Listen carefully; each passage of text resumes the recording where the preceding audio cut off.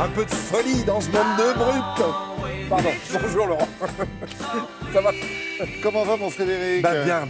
Un vent de folie souffle dans vos livres d'histoire. Oui, et puis un peu nerveux là. Alors, on parle beaucoup d'Harry aujourd'hui, forcément, because le mariage. Because le mariage, c'est pas mal. Bien joué. Le wedding. Mais on va parler du prince Charles parce que depuis quelques jours, c'est lui qui est devenu le patron du Commonwealth. C'est lui le chef. On va voir des images tout à l'heure dans le sujet. Effectivement, il est devenu le chef à la demande de sa maman, figurez-vous. Un petit peu fatigué, 92 ans. On comprend que la reine ait souhaité laisser de côté un petit peu ses activités-là. En tout cas, elle l'a demandé. Alors, elle a fait un discours très, très beau. Vous savez que tous les pays du Commonwealth se rassemblent tous les 2 ans. Alors, jusqu'en 77, c'était toujours à Londres, évidemment. Et puis, depuis 77, ça tourne. Tous les 2 ans, c'est dans un pays différent. Et ça faisait 20 ans que ça n'avait pas eu lieu en Angleterre. Du coup, la reine, c'est elle qui reçoit. Et elle en profite pour dire « Je démissionne. Mais si vous voulez bien voter pour mon fils », c'est ce qui a eu lieu en avril. C'est tout récent, hein, c'était il y a quelques semaines. Oui, absolument. Et là, tous les pays ont voté pour. Donc voilà, une marche de plus franchie pour toutes celles et tous ceux qui pensent que Charles ne succédera pas à sa maman. Alors, je vous propose d'évoquer évidemment le Commonwealth, parce que c'est ça qui nous intéresse. Dont les pays ont un drapeau pratiquement commun. Oui, on retrouve beaucoup l'Union Jack dans chacun de ces pays. Alors, en fait, figurez-vous, Commonwealth, ça veut dire common, ça veut dire qu'on met en commun. Wealth, ça veut dire les biens. Donc, on met en commun tous les biens, les richesses, tout ce qu'on peut posséder. Common. Non, pas commun. Non, transformez pas. Alors, ceci dit, c'est vrai qu'à l'origine, figurez-vous qu'il y avait eu un Commonwealth il y a fort longtemps, au XVIIe siècle, républicain.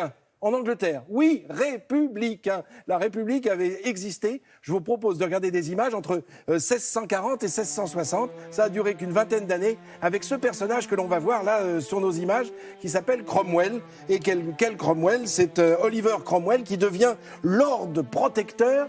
Il a accompagné la mort du roi. Oui, les Anglais aussi ont sacrifié un de leurs souverains, Charles Ier, qui est passé sous la hache du bourreau. Et voilà que quelques siècles plus tard... C'est le bruitage. Merci. Quelques siècles plus tard, on voit ce Premier ministre qui s'appelle Disraeli, qui est un très proche, mais alors très proche de la reine Victoria. Très, très proche. Vraiment très proche? Ah oui, très proche. Bon. Mais alors du coup, il lui met quand même la couronne d'impératrice sur la tête. Dire, oui. Alors là, elle devient impératrice des Indes. C'est quand même extraordinaire. On est en 1877.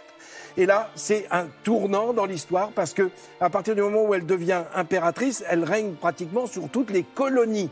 Eh bien, c'est ce terme de colonie qui va disparaître au cours du 19e siècle pour faire place au Commonwealth. Là, on voit la reine Elisabeth II, il y a quelques années. Elle est devenue chef du Commonwealth dès qu'elle est arrivée au pouvoir, en 1953, lorsqu'elle avait 25 ans. Des chapeaux. Ouais. Ah, alors là, c'est depuis toujours, ça, vous savez, ça lui va comme un gant. Alors, on s'aperçoit que là, il y a des voyages, on va la voir en Inde, on va la voir au Canada, puis en Australie.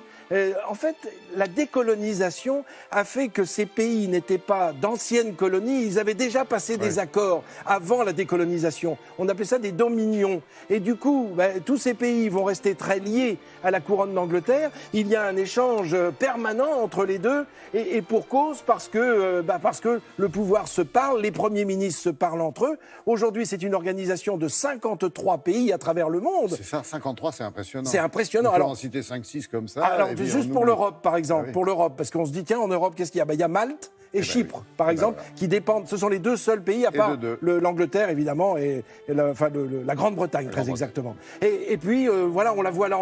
Tous les continents vous sont présentés sur ces images. Je vous parlais de l'Inde, du Canada, et puis l'Australie, la Nouvelle-Zélande, effectivement. Tout ça, là, on est à l'autre bout de la planète.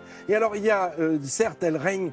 Voilà, c'est là le discours dont je vous parlais tout à l'heure, où elle passe le pouvoir, littéralement, sur le Commonwealth, à son fils, qui a plus de 65 ans, largement, et donc qui a été élu, parce que c'est une élection. Il est donc le nouveau chef du Commonwealth depuis un mois. Et je vous le disais, alors des pays partout dans la planète, et il y a aussi des républiques sur lesquelles elle règne finalement. Donc c'est ça qui est étonnant. Elle est reine, et en même temps, c'est sur certains pays qui sont devenus des républiques, qui ne sont plus des royaumes. Malte, pour prendre cet exemple, n'est plus un royaume. Mais c'est étonnant, elle règne aussi sur des républiques et des royaumes. C'est tout à fait surprenant comme organisation. Mais c'est unique quand on voit la décolonisation en Angleterre par rapport à la décolonisation colonisation française qui s'est fait souvent avec beaucoup de mal. Remarquez, en Inde, il y avait eu aussi beaucoup de problèmes. On ne peut pas tout évoquer ici, mais l'Inde et le Pakistan, finalement, ont rejoint le Commonwealth après 1947, après l'indépendance. Voilà, Commonwealth, dont le patron maintenant est le prince Charles, 69 ans. Absolument. 69 ans. Merci beaucoup, Frédéric.